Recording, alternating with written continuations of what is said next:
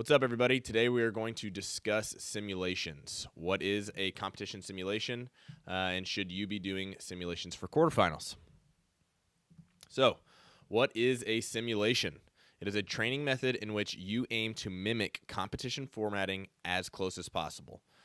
Some other examples for other sports might be mock meets, like in swimming or track, or a scrimmage, like in football, where they're trying to mimic their competition or their game or their meets as close as possible.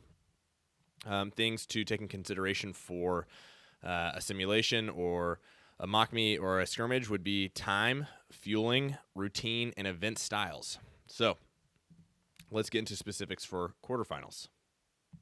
In 2021, we had our first quarterfinal, so we really only have one data point, but we can make some assumptions that it's going to be pretty similar. Some things might change, but simulating for last year's quarterfinals or something like last year's quarterfinals will still give us a leg up in this year's, even if there's some minor changes. So timing. We can use last year's deadlines to create training windows. So if we're training Friday, Saturday, and Sunday and doing a simulation, depending on where you are in the world, for the East Coast, we had a specific deadline we had to enter in our workouts by. So if that deadline was 2 p.m., then maybe I need to do my training from 9 a.m. to 12 and practice doing my events or my simulations in that window because that's going to best suit me. Why I say 12 and not 1.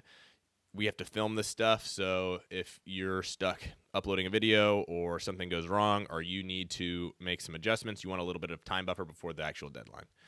You could push it a little more, but this is just giving you an idea. Fueling. This should not change from current fueling drastically. So hopefully you've been fueling appropriately for these style events for your training year-round, because if you make a big change right now, it's likely going to be even worse. So practicing fueling between multiple events and shorter time periods. This can be the minor changes where, you're not having a full meal between sessions. Maybe you're just doing, some carbohydrates, smaller meals. You're going to maybe doing multiple events a little closer together than normally. So maybe practicing those. Routine. We got mindset on the simulation days. So, going in on your simulation on a Friday or a Saturday and having the intention and the mindset around that this is the real deal. How am I going to act in my warm-up? How am I going to act approaching the event and getting my mind right every day? Setup. So we got the workout setup specifically and the camera. So you're gonna have to film this, having that camera there ready to go, knowing I got to click it, I got to time the clock up right. I might be using an app to help that, but getting all that so it's easy, getting all that ready, having people help, and having them understand how to do it if they're going to be there on the actual quarterfinal day, and then workout setup. Last year we had specific setups we had to do, so maybe trying to mimic that if you're going to redo one of the events on one of your simulation days. Possibly you just do the exact same thing because, it's just going to practice being able to go from one area to the next, having those standards the same. It's always going to help. So the 2021 events, going back and looking at them can give us probably the best idea of what 2022 is going to look like. And being able to mimic those events specifically, will help us because we could see one of them repeat. But the total volume and the idea can give us an idea of what we should be designing as coaches or what you should be doing and simulating as athletes. So event 1, we have the handstand, push-up, double under, and dumbbell workout. So that was strict gymnastics and muscle endurance activity for most people. So the upper body muscle endurance and strict gymnastics need to be touched on. Hopefully you've been training that and understand that it's a priority in the sport, especially for females. Event 2 was the GHD rope climb pistol. This was our longest workout, 15 to 20 minutes, 20 minutes for most, 15 for the elite. This had sport-specific volume of the pistol and the GHD, really high volume, truly probably the highest volume we've seen in those two movements for an individual event. Then we have event 3, the wall ball row. This was a power-based test, a lot of squatting, really hard row, shorter time duration. Then we had event 4, the 4-rep max front squat. This is a CP test, a strength test. And then we have event 5, which is truly another power-based test, the power snatch and burpee box jump over.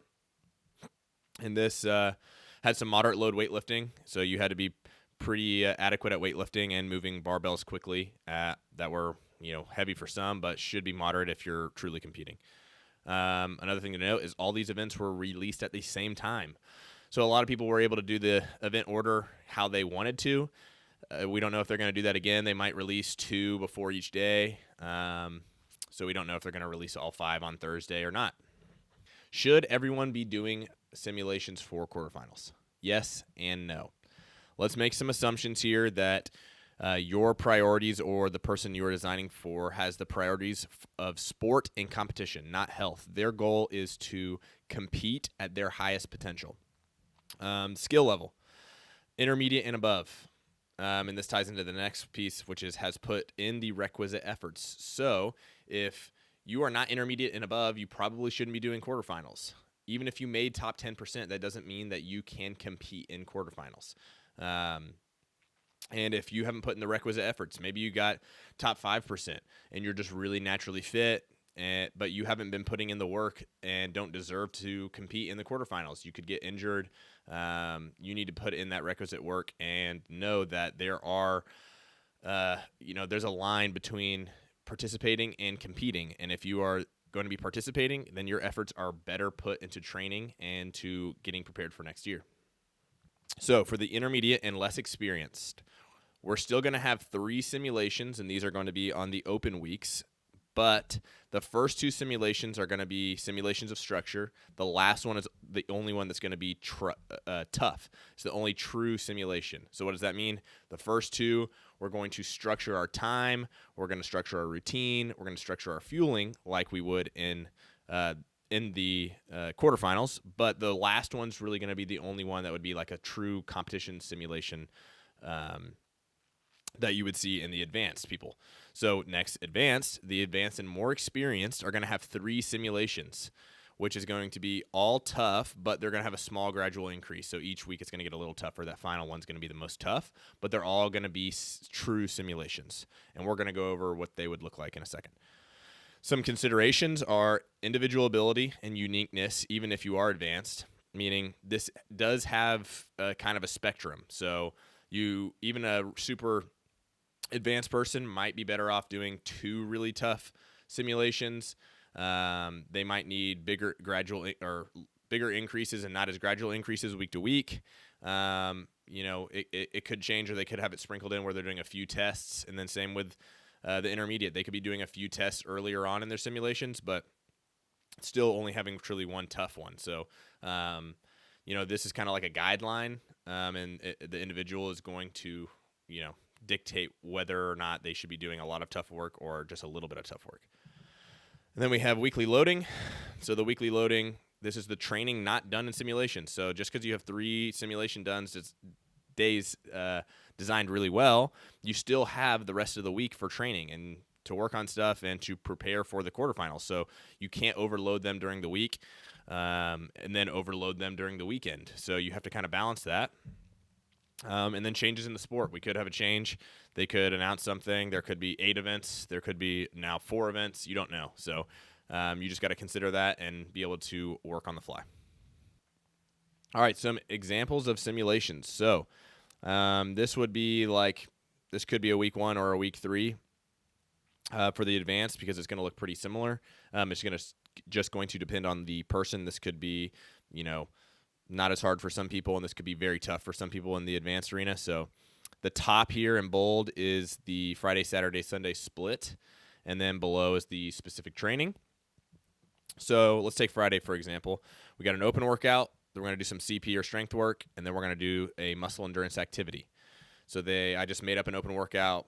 We might see something like this: wall walks, deadlifts, and double unders, 12 minutes, and AMRAP. They finish that. Then they rest a little bit, and then they build to a 3-rep max overhead squat. And then they do a muscle endurance activity of chest to bar, pistols, and dumbbell power snatch. Okay? That could be an advanced person's Friday. It's a lot of work, but this is stuff we could see: lifting under fatigue, doing a muscle endurance activity after doing another one, doing some type of workout after lifting, which might also be after another workout. We don't know. So, and again, this is just an example. So Saturday, we got the longer mixed work, and then we have power and battery work. This could also have been done on Friday. This is just an example. For time, we have a 20-minute cap of 90 cal row, 45 GHD sit-ups, 15 rope climbs, 45 GH sit-ups, and 90 cal row. This was written for a male, an advanced male.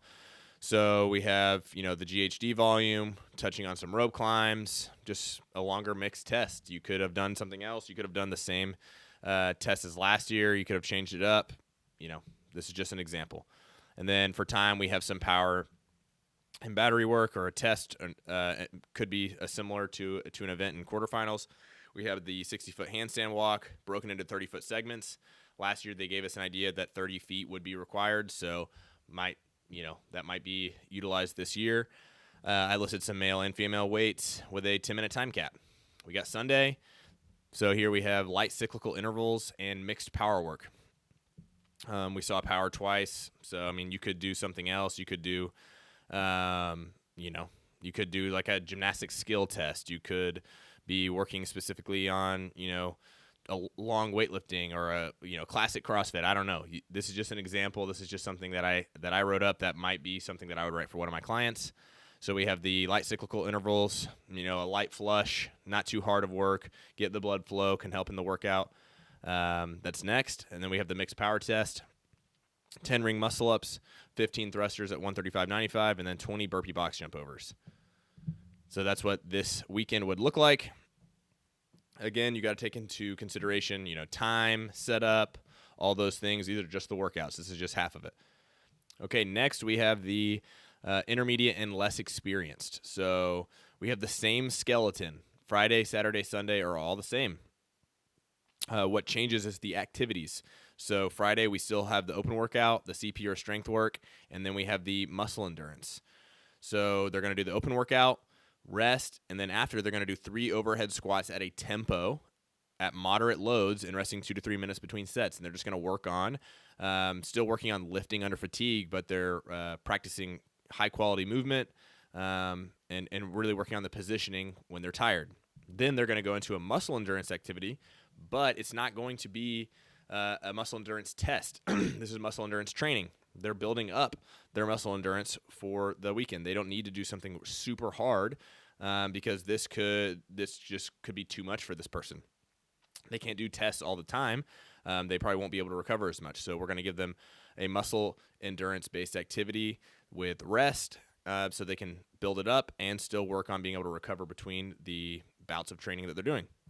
So we have 15 chest to bar, 12 pistols, and 100-foot farmer's carry, tough load, rest 2 minutes. So then Saturday, again, they have the longer mixed, the power and battery, every 6 minutes by 5 sets, 30 row, 20 GHD, 3 rope climbs, and easy spin in the remaining time.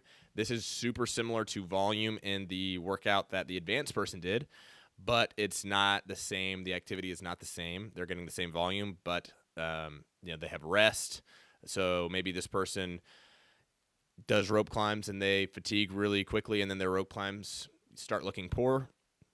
So here they can work on having a little more rest and working on in later rounds being able to do really good rope climbs, and maybe they need to build a little confidence in the rope climb, so they have a little rest, they feel like they can do better, etc. Just depends on the person.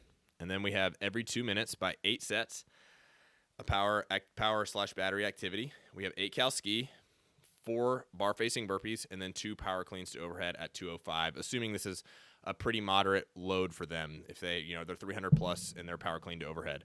So this isn't a super tough weight, but it's a moderate to tough weight under fatigue. So that's what they're working on, being powerful in the ski, the bar facing burpee, and getting straight to the bar. Doing it for 8 sets. This is, again, moderately similar to the volume that the advanced athlete's going to be doing. We got Sunday. Sunday, we have light cyclical intervals again, and then mixed power. These are even lighter intervals for the intermediate athlete. This is just basically a flush, super easy effort. They should feel better after doing it, and it's just 5 sets easy, biking, rowing, and single unders. And then they're going to prepare for the power or mixed power effort. So this could be 12 cal row hard, 12 box jump overs, rest 3 to 4 minutes by 4 sets, 95 to 97% effort. I might put a note on here. If you can't maintain the power, then stop at 3. But the point is to work on some powerful base activities, and you could do this any other way. You could do it with burpees and assault bike. You just got to make sure that you don't push them too hard. This is what the first week might look like for the intermediate, and the last week for them would probably look like more like the advanced athlete. So they have that week 1, week 2 of them building, working on training, doing these activities with more rest, preparing their body and ramping up for what that third week is going to be like. And then on the third week, they're going to do something again like the advanced athlete. They're going to do a true simulation because that's what their body needs, and that's probably all that they can handle. Then they're going to have, the rest of that week off, and then they're going to be able to, or they're going to have a long period off where they can taper, and then we're going to go right into the quarterfinals. For the advanced athlete, remember that could be week 1 or week 3, so they're kind of building up, and you can kind of see the difference now of what an intermediate or less experienced athlete might do compared to the advanced athlete. And I hope you understand why, because they cannot handle this much volume, and they can't handle this many touches of hard efforts like an advanced athlete can, and that's what they're building towards. All right, some closing thoughts. So you can do too much in the simulations and the lead-up time to the quarterfinals. The training is already done. There's some minor things we can do to get better, but you're not going to get miraculously more fit in this time period of 3 to 5 weeks in preparing. We're making final touches on stuff. We're getting a little more confident in things. We're building confidence around you doing hard events. But again, you're not going to get crazy more fit, but you can become more prepared. Don't make too many changes. If this is kind of a new concept to you, or even if you've done this before and you're like, oh, I need to change it, obviously, blah, blah, blah, this guy said this. Don't make too many changes. You don't want to get out of sync 3 weeks before a competition. You want to get more in sync. You want to get more in tuned. And you don't want to cause too much stress. Your body is going to be under a ton of stress, physically and emotionally, so you don't want to add more. The point is to take it away. So that's why we're doing simulations, so you can be prepared and understand what it's going to be like, so you're not super stressed on the day of competition, or so you're less stressed. And finally, talk with a coach. If you have a coach, talk with them. See what you can do best to improve your chances at doing a simulation correctly. Talk with them about doing a simulation if they don't have you doing them, and say, maybe this is something we should look into, or why am I not doing it? Maybe they have a really good reason why you aren't doing one. Make educated decisions, get feedback from others. If you don't have a coach, just go chat with one and say, hey, I had this idea of doing this. This is kind of where I'm at, and maybe they can give you some good advice. Or just, try and make your best, the best decision you can with you in mind. So don't just go copy someone else's simulation or whatever their training is doing because it was made for them or it was made for a random avatar, both of which are not you. So I hope that anyone watching, got a good idea of what simulations might look like for you, what they might look like for your clients, how you could use them to better prepare somebody. If you think that I missed something, or you disagree with what I say, or if you have ideas of how you do it and it's a little different, I'd love to hear from you. Remember, this is all just kind of guidelines and ideas. This is not the law. This is not exactly. There could be way better ways to do this, and there's definitely way worse ways to do it. So, comment, message me, let me know what you think. I'd love to hear from you, and I'd love to hear what you think. So, just thank you for watching, and I appreciate anyone who's tuned in this far.